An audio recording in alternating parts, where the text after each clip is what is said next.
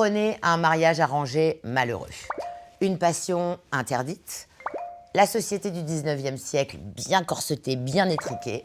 Vous secouez tout ça, vous obteniez Indiana de George Sand. Indiana, c'est une jeune héroïne, une jeune créole, qui va être mariée de force au gros colonel Delmar. Un Français qui est le roi de la tyrannie à la maison, le roi de la soumission. En gros, c'est un gros beauf. Indiana, elle, c'est une héroïne dans le pur genre romantique. Va se présenter à elle Raymond. Alors Raymond, elle va avoir l'impression que c'est le prince charmant. Spoiler alerte, on n'est pas dans un conte de fées. Raymond n'est pas le prince charmant, Raymond est un baratineur. Il va lui raconter monts et merveilles, tout ça pour la mettre dans son lit. Il n'a aucune intention de faire d'Indiana sa femme. Alors Indiana va être mise face à une réalité de vie. Elle va devoir faire un choix. Va-t-elle rester prisonnière de cette vie au milieu de ces hommes toxiques ou va-t-elle prendre sa vie en main et partir pour combattre pour la liberté?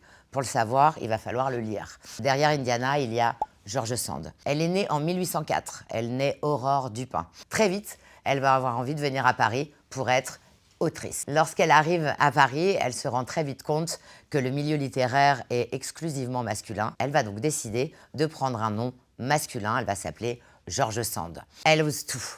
Elle fume le cigare, elle s'habille en homme, elle ose tout aussi dans ses thèmes.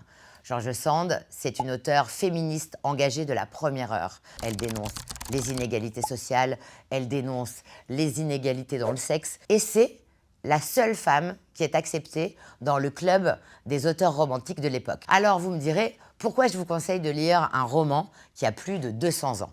Eh bien parce que George Sand, dans Indiana, elle met le doigt sur des plaies encore béantes dans notre société et des mécanismes de pouvoir qui ont encore lieu, qui persistent dans notre époque. J'avais envie de remercier George Sand. Merci pour votre héritage, merci pour votre engagement féministe. Merci de nous avoir montré la voie. Merci d'avoir ouvert le chemin. Mesdames,